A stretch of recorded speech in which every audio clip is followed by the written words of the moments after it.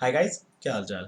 तो मेरा जो सेल्फ गिवन एनालिसिस है वो हम लोग यहाँ पर डिस्कस करने वाले हैं और मैं आप लोगों के साथ शेयर करने वाला हूँ मेरा जो भी अटेम्प्ट रहा है। और कुछ क्वेश्चंस मतलब जो मुझे समझ में आया है, जो मैंने मतलब कुछ नोट किया था, वो मैं आप लोगों के साथ मतलब जल्दी से शेयर कर दूंगा। और आप लोगों को ये भी बताने की कोशिश करूंगा अपने साइड से, जैसा मैंने पेपर को देखा, जैसा मुझे लगा, जैसा मैंने जज किया, ठीक है ना। ये जो मेरा एक्सपीरियंस है उसके अकॉर्डिंग ही मैं आप लोगों को बताने की कोशिश करूंगा कि इस बार का जो एक्सपेक्टेड कट ऑफ है वो क्या जा सकता है, प्लस जो सेक्शनल कट ऑफ है वो क्या जा सकता है। ठीक है, तो चलिए हम लोग डिस्कस कर लेते हैं जल्दी से। इस वीडियो मतलब बहुत ही शॉर्ट रहेगा, तो चलिए डिस्कस कर लेते हैं। देखिए, अगर जीए का बात किया जाए तो रिसेंटली जो भी एग्जाम हुआ है ना 2022 में, जिसमें आपका आरआरबी क्लर्क मेंस हो गया, आरआरबी पीओ मेंस हो गया एंड आईपीएस क्लर्क मेंस हो गया। इन तीनों एग्जाम्स में जिस लेवल का जीए देखने को मिला है, एक्चुअली उसमें भी थोड़ा सा वेरिएशन रहा था, उन तीनों एग्जाम्स में वेरी किया था, है ना। बट उन तीनों एग्जाम्स के अगर कंपैरिजन में आज का एग्जाम जो आईपीएस पीओ मेंस का एग्जाम हुआ है, अगर उसे कंपेयर करेंगे तो इसका लेवल बहुत ही ज़्यादा डाउन था, बहुत ही ज़्यादा मतलब ये ईजर साइड पे था। जो आपका आउटलाइन या जो डायरेक्ट वन लाइनर या जिसे कह सकते हैं कि डायरेक्ट क्वेश्चंस होते हैं ना, वैसे क्वेश्चंस ये आप लोगों को मतलब देखने को मिले हैं, ठीक है। और यहाँ पर आपका 30+ जो क्वेश्चंस है ना, वो आपके इकोनॉमी बेस्ड देखने को मिले हैं, ठीक है। और जीए सही में डुएबल था अगर आप लोगों ने किसी भी अच्छे सोर्स को फॉलो करके अगर उसे 2 से 3 बार रिवाइज किया होगा, तो आप लोगों ने सही में अच्छा परफॉर्म किया होगा वहाँ पर। अच्छा क्वेश्चन आप लोगों का मतलब अटेम्प्ट हो गया होगा। और अगर जिन्हें मतलब पता है कि हाँ मैंने भी जो मैराथन सेशन करवाया था, उससे भी यहाँ पर पता है कि डायरेक्ट 28 क्वेश्चन मतलब देखने को मिल गए, मतलब मैंने मैच किया आने के बाद, है ना। तो मैंने एक्चुअली खुद भी कराया उसे, तो मेरा एक्चुअली एक खुद का रिवीजन भी हो गया था। और उसमें मैंने जो भी मतलब मोस्ट इंपॉर्टेंट मंथ्स को कवर किया था ना, लास्ट 3 मंथ्स का, जिसमें आपका 3 मंथ्स बोलने का मतलब एक्चुअली वो 2.5 मंथ ही है, 2.5 महीना ही है, 2.5 मंथ्स, जिसमें आपका हो गया सितंबर, अक्टूबर एंड नवंबर 15 तक का। और उसके पहले भी मैंने आप लोगों के साथ अगस्त एंड जुलाई एंड इवन जून का भी शेयर किया था। तो जो लोग मुझे जानते हैं, जो लोग मुझे पहले से फॉलो कर रहे हैं, उन लोगों को पता है कि एग्जाम वगैरह से पहले है ना, मैं कुछ इस तरह का सेशन प्रोवाइड कर देता हूँ, जिससे उन लोगों को कम से कम लास्ट टाइम पे कुछ हेल्प हो जाए, है ना। बिकॉज मुझे अच्छे से पता है कि बहुत सारे लोग जो होते हैं ना, वो सही टाइम पे जीए को पढ़ते नहीं है, और अगर पढ़ते हैं तो रिवीजन नहीं करते हैं। दूसरी बात, बहुत सारे ऐसे स्टूडेंट होते हैं जो लोग एग्जाम के 6 दिन, 7 दिन, 8 दिन, 5 दिन पहले मतलब उनका नींद खुलता है कि हाँ अब उन्हें जीए भी करना चाहिए या जीए पढ़ना चाहिए, ठीक है। तो इस वजह से मैं मतलब थोड़ा सा अपनी साइड से जो हो सकता है वो मैं करवाते रहता हूँ। तो उसके वजह से ही मेरा जो जीए में अटेम्प्ट रहा है, वो मैंने 33 क्वेश्चन किया, बट 2 क्वेश्चन जो है ना वो मेरा गलत हो गया, तो मेरा जो ओवरऑल बनता है यहाँ पे 31 क्वेश्चन जो है वो सही हो गया। और इसमें आप लोग 0.5 अगर माइनस कर देंगे ना, तो मेरे ख्याल से ये आपका जो स्कोर आएगा आई थिंक 30.5 आता है, ठीक है। तो यही मेरा जो है वो देखने को मिला है जीए में। और क्वेश्चन सही में डुएबल थे। आप लोगों ने भी अगर एग्जाम को अटेम्प्ट किया है तो आप लोग मतलब इसे एक्सेप्ट कर सकते हैं कि हाँ क्वेश्चन सही में इस बार डुएबल देखने को मिला है। ज़्यादा डायरेक्ट क्वेश्चन थे, ठीक है। और जो मतलब रिसेंट का जो 3 मंथ है ना, उससे ही आप लोगों का ज़्यादा क्वेश्चन जो है वो कवर हो गया था। और अगर इंग्लिश का बात किया जाए तो इंग्लिश भी कहीं ना कहीं कह सकते हैं कि हाँ इसे मॉडरेट हल्का कह सकते हैं, मतलब हल्का लिटिल मॉडरेट कह सकते हैं। इसमें जो आप लोगों का अगर बात किया जाए ना, तो जितने भी 1 मार्क वाले क्वेश्चन हो गए, उनमें आपका जो है वो एक 2 आरसी थे, मतलब एक अमेरिकन इन्फ्लेशन बेस्ड था, जो आपके मतलब 3 क्वेश्चन जिसमें थे 1 मार्क वाले। उसके अलावा जो आपके एक क्वेश्चन होगा ना, कोविड एंड कंट्रीज वाला, मतलब कि जिसमें आपका अ, 4 क्वेश्चन आई थिंक था, वो भी मतलब 1 मार्क वाला था। उसके अलावा आपके वर्ड स्वैप के क्वेश्चन थे, जिसमें आपका फिल इन दी ब्लैंक्स का एक मिक्स पैटर्न था। बोलने का मतलब ये थोड़ा सा न्यू फॉर्मेट जो है वो इंट्रोड्यूस किया गया है, जो आपका 4 क्वेश्चन का था, और ये भी जो है आपका 1 मार्क को कैरी कर रहा था। उसके अलावा आपका जो मैच द कॉलम है with fill in the blanks मतलब देखने को मिला है, इसमें भी थोड़ा सा हल्का कह सकते हैं कि एक न्यू टाइप को इंट्रोड्यूस किया गया है। तो आई थिंक यहाँ पर भी 4 क्वेश्चन बना था, एक्चुअली मुझे अच्छे से अभी याद नहीं, बट हाँ शायद वो 4 क्वेश्चन ही बना था, ठीक है ना। और उसके अलावा वहाँ पर आपका एक शायद ईडियम या फ्रेज करके एक क्वेश्चन देखने को मिला था, आई थिंक वो 2 मार्क को कैरी कर रहा था। और उसके अलावा पता है क्या, यहाँ पर आपको कुछ सिचुएशनल क्वेश्चन देखने को मिले थे इंग्लिश में, खासकर जो 2 मार्क्स वाले क्वेश्चन थे ना उसमें, जिसमें आप लोगों का कुछ ग्लोबल वार्मिंग एंड जो डैमेज वगैरह होते हैं ना कुछ नेचुरल क्लाइमेटीज की वजह से, उसकी वजह से कुछ इंश्योरेंस वगैरह जो कंपनीज होती है जो लोगों को इंश्योर करती है, और कैसे उन लोगों को मतलब जो उनका डैमेज वगैरह होता है उनके बिहाफ में जो उन लोगों को इंश्योरेंस कंपनी जो पेमेंट वगैरह करती है, तो कैसे वो बैंकरप्ट होते जा रही है, उसके ऊपर ही कुछ मतलब यहाँ पर स्टेटमेंट गिवन थे। और उसके अकॉर्डिंग ही आप लोगों को कुछ ऑप्शंस वगैरह दिया हुआ था जिसके मतलब जिसे रिलेट करके आप लोगों को कुछ आंसर फाइंड करने थे, ठीक है। इसे एक्चुअली सिचुएशनल कहा जाता है, मतलब इसे आप लोग कह सकते हैं ना कि एनालिटिकल इंग्लिश। जिस तरीके से आपका क्रिटिकल रीजनिंग होता है ना, सेम उसी पैटर्न पे ये बेस्ड होता है, ठीक है। अगर आप लोगों ने कैट वगैरह का एग्जाम दे रखा है, या मतलब अगर आप लोगों को पता है कि हाँ कैट मैट जेट जैसा एग्जाम होता है, उसमें जिस तरीके का क्वेश्चन देखने को मिलता है एक्चुअली उसी तरीके का क्वेश्चन है, ठीक है। बट हाँ, बैंकिंग पैटर्न के लिए कहा जाए ना, तो ये एक अच्छा कह सकते हैं कि मतलब बहुत ही हाई लेवल हो गया, सच में बहुत हाई लेवल हो गया, ठीक है। वैसे कहीं ना कहीं बहुत सारे लोगों के लिए ये सच में ऐसा होगा कि उन्हें पता नहीं है कि हाँ ये किस तरीके का क्वेश्चन है या कैसा क्वेश्चन है। बट हाँ, मैंने एक्चुअली देख रखा है कुछ क्वेश्चन ऐसा, इस बात से मुझे पता है, मैं मतलब बहुत सारी चीज़ों से अवेयर हूँ। एंड अगर आप मुझे पहले से फॉलो करें तो आई थिंक आपको इतना पता होगा कि हाँ मेरा क्या एक्सपीरियंस है, ठीक है ना। मैं जो भी बातें बताता हूँ आप लोगों के साथ शेयर करता हूँ, वो अपने एक्सपीरियंस के बेसिस पे ही करता हूँ, वरना ऐसे ही मैं रैंडम कुछ भी नहीं बोलता हूँ। और उसके बाद आपका आई थिंक एक और जो आपका क्वेश्चन था जीए का, मतलब 2 मार्क्स वाले में ही, जीए में नहीं सॉरी इंग्लिश में, आपका जो 2 मार्क्स वाले में था। और एक और आपका जो क्वेश्चन था ना, वो एक कंपनी बेस्ड था कि हाँ एक क्रिटिकल रीजनिंग टाइप भी इसे कर सकते हैं कि 2 कंपनी आई थिंक है वो क्रॉक्स और जोडेक्स करके ऐसा कुछ शायद नाम था। और उसके बाद यहाँ पर आपका क्या देखने को मिला था कि उसमें जो एम्प्लॉइज़ वर्क कर रहे हैं वो लोग मतलब खुश हैं, हैप्पी हैं, प्रमोशन वगैरह हो रहा है, काफ़ी वो मतलब बेटर कर रहे हैं अपने काम में, है ना? और मतलब कि प्रोफेशनल लाइफ में बहुत ही बेटर कर रहे हैं। बट इससे रिलेटेड मतलब कुछ सिचुएशन बेस्ड आप लोगों का स्टेटमेंट गिवन था, और फिर वहाँ पर आप लोगों को इसका ही कुछ आंसर करना था, ठीक है। तो ये भी आपका सिचुएशनल ही हो गया, इसे क्रिटिकल कहा जाता है, या क्रिटिकल या एनालिटिकल इंग्लिश, ठीक है ना, ऐसा हम लोग कर सकते हैं, या एनालिटिकल सिचुएशन बेस्ड इसे हम लोग कर सकते हैं, ठीक है। तो मेरा जो इंग्लिश में अटेम्प्ट रहा है वो मैंने किया है 31 क्वेश्चंस, ठीक ना।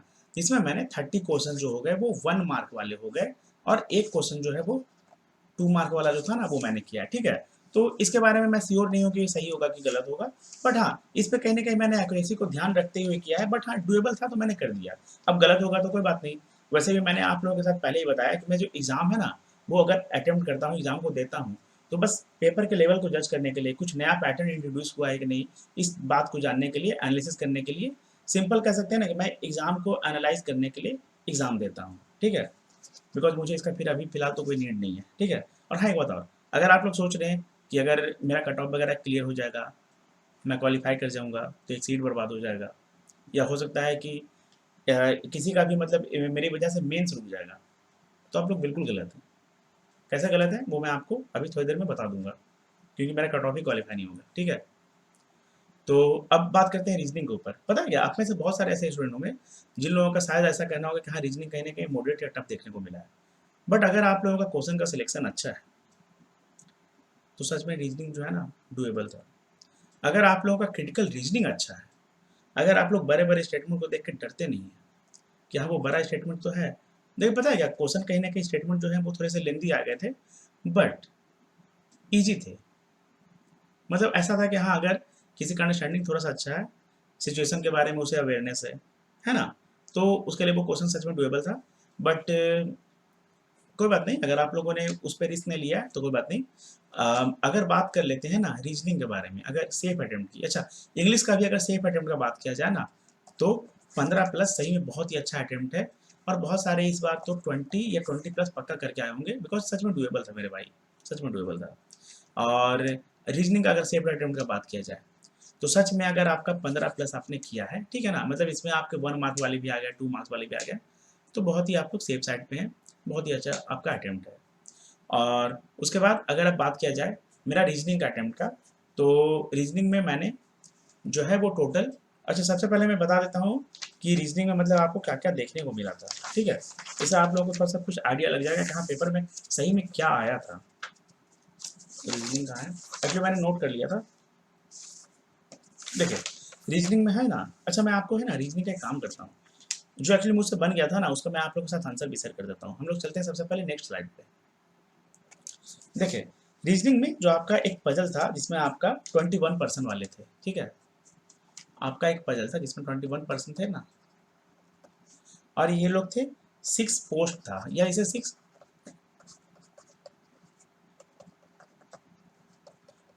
डेजिग्नेशन कर सकते हैं, ठीक है?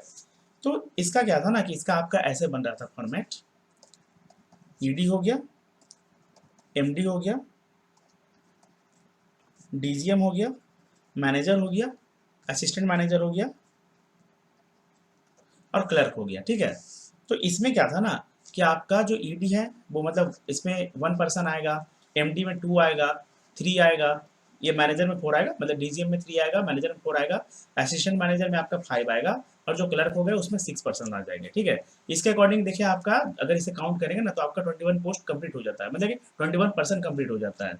देखिए 6 5 आपका 11 हो गया, 4 अगर इसमें ऐड करेंगे तो 15 हो गया, 3 अगर इसमें ऐड करेंगे तो 18 हो गया और 3+1 अगर हम लोग सॉरी 2+1 अगर इसमें हम लोग 3 ऐड करेंगे तो क्या 21 हो रहा है। ठीक है, इसी तरीके से आपका था और इस पे कुछ ऑप्शंस बेस्ड आपके क्वेश्चन मतलब गिवन थे, हल्का सा वो एक्चुअली हल्का सा ट्रिकी था, ज़्यादा कुछ उसमें नहीं था। ठीक है, अगर आप लोगों ने इसे बना लिया था तो बहुत ही अच्छी बात है क्योंकि डुएबल था, ज़्यादा मतलब इसमें कुछ फंसने वाला या स्टक होने वाला बात नहीं था। अगर आपका प्रैक्टिस अच्छा है, अगर आपका एनालिसिस अच्छा है, रीजनिंग के बारे में अगर आप लोगों का जो होता है ना समझ, अंडरस्टैंडिंग, फकर, लॉजिक, तभी देखिए रीजनिंग क्या होता है ना कहीं ना कहीं लॉजिक बेस्ड होता है। जो चीज़ आपके सामने प्रेजेंट किया गया है अगर आप उसे क्रैक कर लेते हैं तो बस बन गया। रीजनिंग में और थोड़ी कोई कॉन्सेप्ट वगैरह होता है, थोड़ा बहुत जो कॉन्सेप्ट होता है वो आपका ब्लड रिलेशन का जो फैमिली ट्री वगैरह में कैसे समझे चीज़ों को वो होता है, और आपका जो इनक्वालिटी हो गया कॉन्सेप्ट आपका उसमें आता है, सिलॉक्स में थोड़े बहुत कॉन्सेप्ट देखने को मिलते हैं। उसके अलावा रीजनिंग में कौन सा ऐसा टॉपिक है जिसमें कॉन्सेप्ट लगता है, सिर्फ और सिर्फ लॉजिक पे तो खेलता है ना रीजनिंग, मतलब कि सिर्फ और सिर्फ लॉजिक का खेल है रीजनिंग, है ना। और उसके अलावा एक और आपका जो मतलब पजल है मैं उसके बारे में बात कर लूँ, जो आपका 3 स्टेट और मिनिमम मतलब जिसमें 2 लोग रहते हैं और 4 लोग रहते हैं ना, ये बोला था मैक्सिमम 4 लोग रहते हैं, मिनिमम 2 लोग, वो वाला एक्चुअली मुझसे अटेम्प्ट नहीं हो पाया था, बट कोई बात नहीं, एक्चुअली थोड़ा-सा मतलब वो टफ था, ठीक है ना? वो बहुत ही ज़्यादा मतलब कंडीशन बेस्ड था और हुआ क्या कि उसमें अगर आप लोग 4-5 पॉसिबिलिटी लेते, तो भी फँस जाते, ठीक है? बट कोई बात नहीं, मैंने तो मतलब उसे अटेम्प्ट लेने की कोशिश किया, नहीं हो पाया तो मैंने छोड़ दिया, मैं मतलब आगे मूव कर गया। बिकॉज़ मेरे साथ क्या है ना कि जब भी मैं जहाँ फँस जाता हूँ, तो मैं वहाँ फँस के रहना नहीं चाहता हूँ। मुझे लगता है कि जब मैं यहाँ फँस रहा हूँ, क्यों ना लाइफ़ में आगे बढ़ जाऊँ या क्यों ना मतलब इस सिचुएशन से निकल जाऊँ, जहाँ पर मतलब मैं फँस गया हूँ, है ना? एक्चुअली मेरा ऐसा अप्रोच है मतलब लेकर अगर एग्ज़ाम को लेकर भी और लाइफ़ को लेकर भी। यहाँ पर आपका मतलब एक और देखने को मिला था सर्कल बेस्ड आपका सीटिंग अरेंजमेंट था, जिसमें 10 पर्सन थे और इसमें 5 लोग जो थे मतलब कि 5 पर्सन जो थे, वो आपके इन फेस कर रहे थे मतलब कि इनवार्ड और 5 आउटवार्ड थे, ठीक है? तो इसका भी एक्चुअली बन गया था। हाँ, एक बात और, ये क्वेश्चन पता है क्या आपका किस कंडीशन में बना होगा? ये जो सर्कल वाला क्वेश्चन है ना, सर्कल वाला क्वेश्चन है, अगर मान लेते हैं कि आपने ऊपर से पढ़ना जैसे होता है कि हाँ, आपका कंडीशन यहाँ से गिवन है, यहाँ से ऐसे गिवन है लास्ट तक। तो अगर आपने लास्ट से पढ़ना स्टार्ट किया होगा मतलब कि देखिए अगर आपने पहले पूरा का पूरा पढ़ लिया यहाँ क्या क्या कंडीशंस है गिवन, ठीक है, जो भी मतलब उसका दिया हुआ है, अब उसके बाद आपने लिंक करने का कोशिश किया कि चलो पेयर करते हैं कौन सा कैसे बन रहा है, कौन सा कहानी बन रहा है, ठीक है, मतलब कि कौन सा एक दूसरे के पास आ रहा है जिसके अकॉर्डिंग आप लोग कंडीशन को या पॉसिबिलिटी को बैठाना स्टार्ट करते हैं, चेक करना स्टार्ट करते हैं। बट हुआ क्या कि यहाँ पर आपका जो है मैंने एक्चुअली लिख रखा है एल सी आई थिंक ए है, देखिए स्टार्टिंग वाला जो सेंटेंस है ना या स्टार्टिंग वाला जो लाइन था ना उसमें क्या हुआ था, एल सी ए आपका मतलब एक तरीके से ऐसा गिवन था जो कि आपका लिंक कर रहा था, बट बाद में जाके फिर वो इस तरीके से वहां से गायब होता ना कि आप लोग फंस जाते। एंड इवन ऐसा हुआ होगा शायद, अगर आप लोगों ने पेपर दिया है तो आई थिंक आपको पता होगा कि मैं क्या बोलना चाह रहा हूँ। लेकिन अगर आप लोग लास्ट वाले सेंटेंस से स्टार्ट करते हैं ना तो वहां पर आपका जो एम एल करके है, एम एल वहां पर आपका है ना, एम एल करके एक मतलब बन रहा था, उसके बाद फिर आपका है ना जो सेट होना स्टार्ट हो जाता। एक्चुअली लास्ट वाला जो एंड हो गया ना, यहाँ पर से अगर आप मतलब स्टार्ट करते फिर अगर आप इसे ऊपर डायरेक्शन में लेके जाते तो बन जाता, सच में बन जाता, बिकॉज मेरा बन गया, ठीक है। और ये जो क्वेश्चन था ना ये आपका 2 मार्क्स वाला था, हाँ 2 मार्क्स वाला था, 2 क्वेश्चन थे, नहीं ये आपका जो है वो 2 क्वेश्चन था, ठीक है, तो यही मतलब था। और उसके अलावा आपका एक और मैं बात करूँ तो आपका एक वो सब्जेक्ट वाला था जिसमें आपका 3 क्वेश्चन था 1 मार्क वाला, मैंने उसे ही बना लिया था, मैं उसका भी आंसर आप लोगों के साथ शेयर कर देता हूँ, ठीक है। मैं इन्हें नेक्स्ट स्लाइड पे आप लोगों को बता देता हूँ, इसलिए थोड़ा सा फिर देखिए, देखिए जो आपका सब्जेक्ट वाला पजल है ना वो आपका ऐसे बन रहा था, मतलब कि मान लेते हैं कि इसमें क्या क्या था, एफ था, सी था, एच था, बी था, उसके बाद आपका फिर ए था, ई जी डी और जे करके था, ठीक है। ये आपका जो भी मतलब सब्जेक्ट वगैरह पढ़ते हैं ना उसके अकॉर्डिंग जो मतलब आंसर यहाँ पे बन रहा था, आपका जो एफ है वो असामीज था, ठीक है, और सी जो है वो आपका बंगाली था, एच जो है वो आपका गुजराती था, गुजराती, ठीक है ना, और बी जो है वो आपका उड़िया था, मतलब उड़िया सब्जेक्ट ये मतलब पढ़ रहा है ऐसा समझ सकते हैं, स्टडी कर रहा था। ए जो है आपका पास संस्कृत था, उसके बाद आपका जो ई है वो इंग्लिश था, जी जो है वो आपका तेलुगु था, और डी जो है वो आपका हिंदी था, और जे जो है वो आपका कन्नड़ा था, ठीक है। मतलब इस तरीके से आपका ये वाला पजल बन रहा था, तो मतलब ये भी मुझसे सॉल्व हो गया था, ठीक है। तो रीजनिंग में पता है क्या, जो कोडिंग डिकोडिंग आया था ना, वो मतलब उसे नहीं बन पाया यार, मतलब मैंने उसे थोड़ा सा टाइम देने की कोशिश किया, बट वो कहीं जगह ट्रिकी था, ठीक है, वो सच में ट्रिकी था, मतलब मुझे उसका थोड़ा सा समझ नहीं आया, उसका दो तो बन गया था, मतलब उसका जो दो पैटर्न है ना वो मुझसे मतलब ब्रेक हो गया था, बट लास्ट वाला जो है ना वो एक्चुअली सॉल्व नहीं हो पाया, बट कोई बात नहीं, होता है। और उसके अलावा यहाँ पर जो क्रिटिकल रीजनिंग का क्वेश्चन है, लेकिन मुझे अच्छे से तो याद नहीं है, बट हाँ, आई थिंक के 8 से 10 जो है वो आपको क्रिटिकल रीजनिंग देखने को मिला था, जिसमें से मैंने 4 क्वेश्चंस मतलब कर दिया है, ठीक है, 4 क्वेश्चंस को मैंने सच में कर दिया है, मतलब स्टेटमेंट आपका सच में बड़ा था, बट क्वेश्चन डुएबल था, ठीक है, तो 4 मुझे जिसमें मतलब मैं थोड़ा सा श्योर शॉर्ट था, उसे मतलब मैंने कर दिया कि हाँ चलो ये तो हो ही सकता है, ठीक है। तो इस तरीके से जो अगर बात की जाए ना, तो रीजनिंग में जो मेरा अटेम्प्ट बनता है, और हाँ, जो आपका कोडेड इनइक्वालिटी आ गया, कोडेड ब्लड रिलेशन आ गया, एक आपका कोडेड वो था, कोडेड इनइक्वालिटी हो गया, कोडेड ब्लड रिलेशन हो गया, और डायरेक्शन लेस सर्कल नहीं, हाँ, एक आपका जो डीएस था ना, चाइनीज कोडिंग वाला, इस तरीके से मतलब मैंने एक क्वेश्चन उसका कर लिया था, तो डीएस का भी मतलब मैंने है ना, आई थिंक एक दो क्वेश्चन आई थिंक मैंने वहां पे किया था। तो इस तरीके से अगर मेरा रीजनिंग में टोटल अटेम्प्ट की बात किया जाए, तो मेरा जो रीजनिंग में टोटल मतलब कि क्वेश्चन अगर मैंने अटेम्प्ट किया है ना, तो मैंने 7 क्वेश्चन किया है 2 मार्क्स वाला, जिसमें से 14 होता है, और जो और उसके अलावा मैंने 18 क्वेश्चन जो है वो 1 मार्क वाला किया था, ठीक है। तो टोटल अगर अटेम्प्ट का बात किया जाए, तो 18 क्वेश्चन और 7 क्वेश्चन मेरा जो है वो मैंने रीजनिंग में जो मेरा अटेम्प्ट रहा है, तो इस तरीके से मेरा जो टोटल रीजनिंग में अटेम्प्ट रहा है ना, वो रहा है 25 क्वेश्चंस का, ठीक है। बट हाँ, अगर मार्क्स के अकॉर्डिंग बात किया जाए ना, तो यहाँ पर आपका देखने को मिल रहा है 32, ठीक है, 32। हाँ, गलत हो सकता है, मुझे अभी नहीं पता, बट हाँ गलत हो सकता है, कोई बात नहीं, हो सकता है, ठीक है। अब हम लोग बात करते हैं डीआई के ऊपर, मतलब डेटा एनालिसिस एंड इंटरप्रिटेशन। तो यहाँ पर मेरा जो अटेम्प्ट रहा है वो मैंने मतलब देखिए, मैं यहाँ पर सिर्फ और सिर्फ डायरेक्ट जो मुझसे बना मैंने उसे ही बनाया, बेकार का मैंने जहाँ तहाँ टाइम पास नहीं किया, क्यों नहीं किया, क्वेश्चन देख के ही जब समझ में नहीं आ रहा, तो फिर वहाँ टाइम पास क्यों करना। सच में ये आउट ऑफ द बॉक्स था। इस तरीके का क्वेश्चन जो है वो आपको कैट वगैरह में देखने को मिल सकता है, कैट मैट जेट जो है ना, इस तरीके के एग्जाम में, इस तरीके के हाई लेवल एग्जाम में आपको क्वेश्चन वगैरह देखने को बिल्कुल मिल सकता है।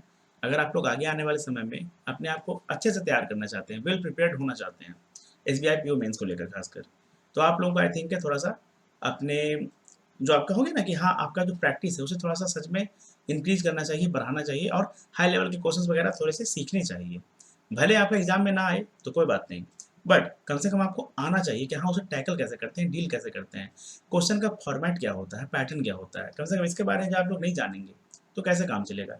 बिकॉज क्वेश्चन तो आ रहा है, अब आप लोग क्वेश्चन कम से कम कुछ क्वेश्चन तो बनाना पड़ेगा ना। तो यहाँ पर मैं सच बताता हूँ, मैंने एक्चुअली टाइम भी वेस्ट नहीं किया, बहुत ही मतलब पता नहीं क्या क्या कैसे डेटा था, ठीक है। तो और हाँ, एक बात और, एक बात बहुत ज़्यादा इंपॉर्टेंट है, अगर आपने अर्थमेटिक कॉन्सेप्ट को अच्छे से नहीं किया है, तो मैं इतना ज़रूर बोलूँगा कि आप लोग अर्थमेटिक को प्लीज़ अच्छे से, और हाँ एक बात और, अगर आप लोगों ने अर्थमेटिक के कॉन्सेप्ट को अच्छे से नहीं किया है, तो मैं सच में बोलूँगा आप लोग प्लीज़ अर्थमेटिक को अच्छे से कर लें। जो आप लोग टॉपिक छोड़ के जाते हैं ना, मेंसुरेशन पे बहुत सारे लोग कम ध्यान देते हैं। पता है क्या क्या हुआ था, आई थिंक के 10 से 12 क्वेश्चन जो है ना वो आपके मेंसुरेशन बेस्ड थे, मेंसुरेशन टॉपिक पे आधारित थे। आप सोच सकते हैं कि अगर आपका 10 से 12 क्वेश्चन मेंसुरेशन कवर कर रहा है, तो मेंसुरेशन कितना इंपॉर्टेंट हो चुका है ना। आपको कैसे पता चलेगा कि हाँ, कौन सा टॉपिक है वो किस एग्जाम में, या मतलब कब आपके लिए इंपॉर्टेंट बन जाए, कब वो एग्जाम में उसे क्वेश्चन मतलब ज़्यादा हो जाए, उस टॉपिक के क्वेश्चन आपको मतलब ज़्यादा देखने को मिल जाए, है ना। मैंने हमेशा कहा है कि आप लोगों को पूरा मतलब टॉपिक को अच्छे से कवर करना चाहिए, ताकि आप लोगों को प्रॉब्लम ना हो। अब दूसरी बात, टॉपिक तो अगर आपने मान लीजिए कि अगर आपने सही तरीके से पूरा अर्थमेटिक कर रखा है, उसके बावजूद अगर आपसे क्वेश्चन आज सॉल्व नहीं हो पाया, तो कोई बात नहीं, क्यों, क्योंकि क्वेश्चन सही में मतलब आउट ऑफ द बॉक्स था, इररिलेवेंट था, बहुत ही ज़्यादा लेंदी, बहुत ही ज़्यादा कैलकुलेटिव, और कह सकते हैं कि वो एक्चुअली पता है क्या, किस तरीके का जो क्वेश्चन आता है ना, इसे कंडीशनल क्वेश्चंस कहते हैं, इसे कंडीशनल क्वेश्चंस कहते हैं। ठीक है, कंडीशन पे बेस्ड, सिचुएशन पे बेस्ड, है ना, सिचुएशन पे आधारित। तो यही क्वेश्चन आपका देखने को मिला है। अब मेरा जो इसमें अटेम्प्ट रहा है, वो मैंने जो 3 क्वेश्चंस है जो 2 मार्क्स वाले हो गए, मैंने वो कर लिया है। ठीक है, और उसके इसमें एक्चुअली पता है क्या, एक आपका जो वो आई थिंक वो बोट वाला नहीं, बोट वाला तो मैंने किया था, और जो क्वाड्रेटिक हो गया मैंने क्वाड्रेटिक किया है, क्वाड्रेटिक का मतलब मैंने किया था, वो शायद वो 3 क्वेश्चन था, 1 मार्क वाला था, वो मैंने कर लिया है। और उसके अलावा यहाँ पर जो आपका वो टाइम एंड वर्क वाला था, हाँ टाइम एंड वर्क वाला जो था ना, वो मैंने किया। ठीक है, आपका एक बोट एंड स्ट्रीम वाला भी था, और एक पीएचडी का भी क्वेश्चन देखने को मिला था। बोट एंड स्ट्रीम वाला मतलब मैंने आधा कर लिया था, बट वो मुझसे पूरा सॉल्व नहीं हो पाया, तो फिर मतलब मैंने उसे छोड़ दिया। और उसके अलावा एक पार्टनरशिप का आपका क्वेश्चन आया था, मैंने उस पर भी टाइम दिया, बट वो जब पूरी तरह से सॉल्व नहीं हो पाया तो मैंने फिर छोड़ दिया। उसके अलावा मैंने जहाँ तहाँ और टाइम दिया ही नहीं। ठीक है, और उसके अलावा आप लोगों का जो एक क्वेश्चन और देखने को मिला था आपका नंबर सीरीज वाला, ठीक है, रॉन्ग नंबर सीरीज वाला था।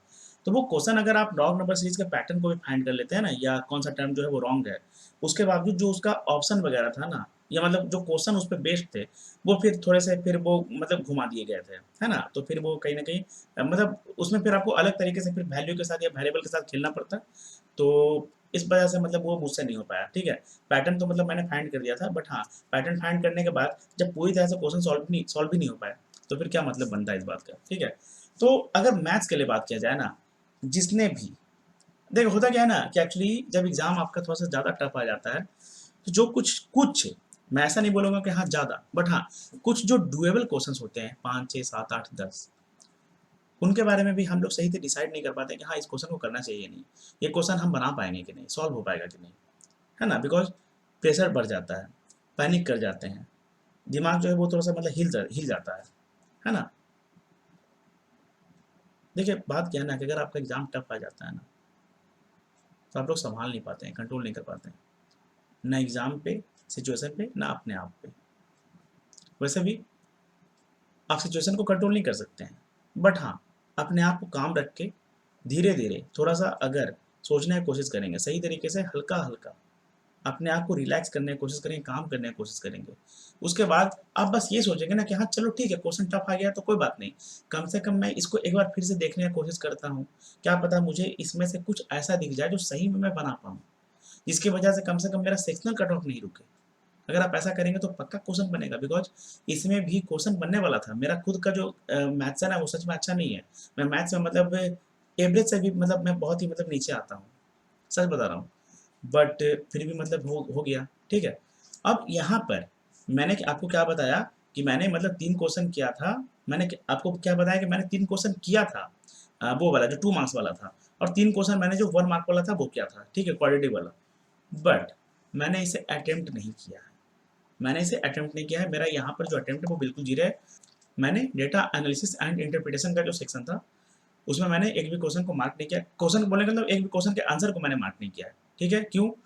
मान लेते हैं कि अगर इसका कट ऑफ 1 चला जाए तो मेरा जो है वो क्लियर हो जाएगा, जिसके वजह से एक जो मेंस का सीट है, मतलब जो किसी कह सकते हैं कि हाँ किसी डिजर्विंग कैंडिडेट को मिल सकता था, तो वो फिर हो सकता है कि उसका नुकसान हो जाता।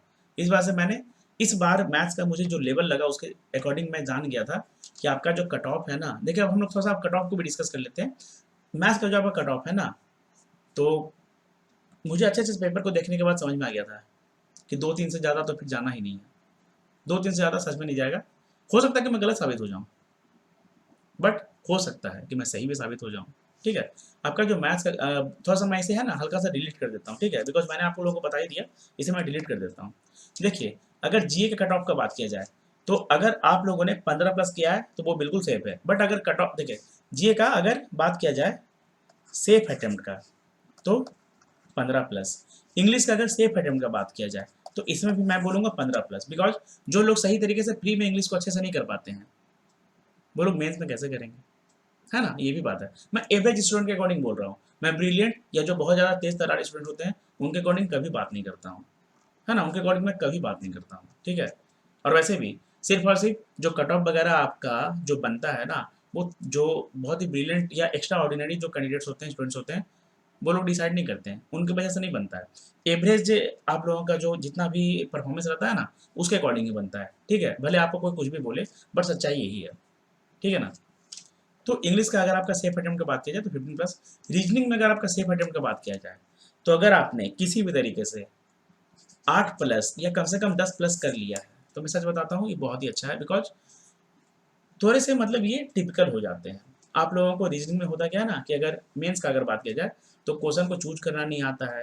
हाँ, अब इसमें 8 अटेम्प्ट जो है ना, मतलब मैं क्वेश्चंस का बात कर रहा हूँ, ये मतलब मैं स्कोर नहीं बता रहा हूँ, क्वेश्चन के अकॉर्डिंग मैं बात कर रहा हूँ, क्वेश्चन के अकॉर्डिंग कि अब इसमें 8 वाला में हो सकता है कि आपका जो 2 नंबर वाला है या 2 मार्क्स वाला है वो आपका 4 क्वेश्चन हो, या पूरा का पूरा आपका जो 8 क्वेश्चन है वही हो, ठीक है, उसके अकॉर्डिंग मैं बस बोल रहा हूँ, ठीक है।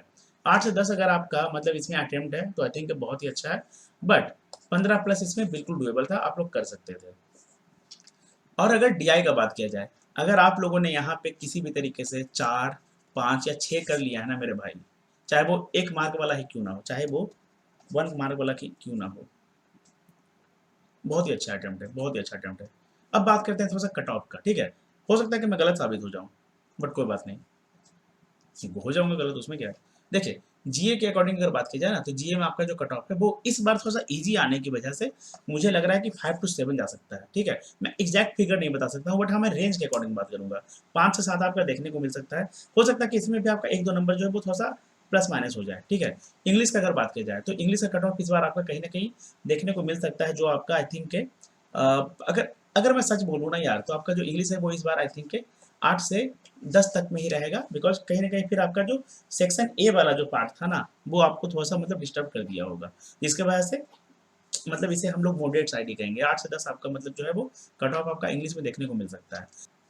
रीजनिंग का बात की जाए, तो रीजनिंग का अगर हम लोग कट ऑफ के अकॉर्डिंग बात करेंगे, तो आपका रीजनिंग का जो कट ऑफ है वो आई थिंक यहाँ पर 6 to 8 मतलब कह सकते हैं कि हाँ बन सकता है, बिकॉज ये भी कहीं ना कहीं मॉडरेट था, मॉडरेट सही में था, ठीक है।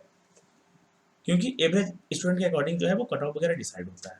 डीआई का बात करें, मतलब कि क्वांट का, इसके लिए मैं बस इतना ही बोलूँगा, अगर आप 4, 5, 6 सच में करके आए ना, तो कट ऑफ आपका इससे ज़्यादा सच में नहीं जाएगा, सच में नहीं जाएगा, बिकॉज बहुत ही बहुत ही फालतू क्वेश्चन आए थे भाई।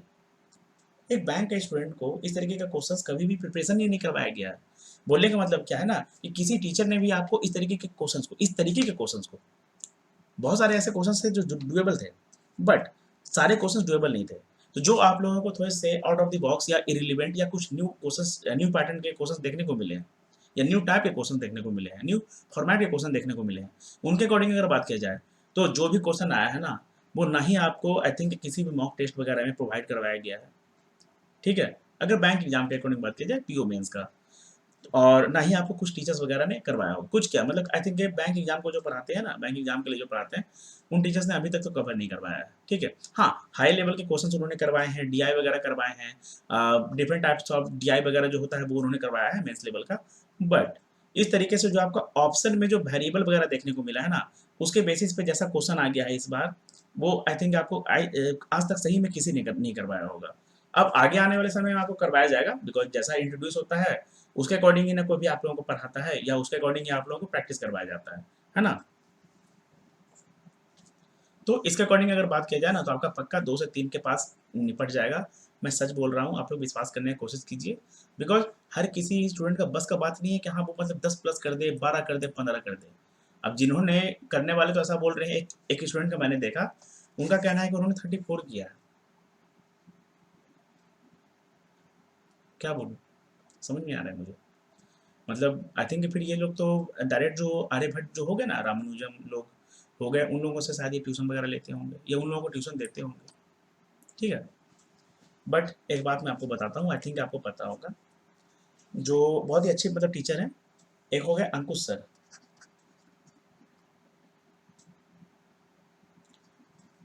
अंकुश सर, ठीक है, इन्होंने भी एग्जाम दिया था, इन्होंने भी मैथ्स में आई थिंक मतलब ज़्यादा नहीं किया है, कम ही किया है, ठीक है। ये तो एक्चुअली मैथ्स का डीआई वगैरह या मैथ्स को थोड़ा सा मतलब पढ़ाते भी है मेंस वगैरह के लिए, तो इनका भी जो अटेम्प्ट है वो थोड़ा सा मतलब लोअर साइड पे ही देखने को मिला है, ठीक है।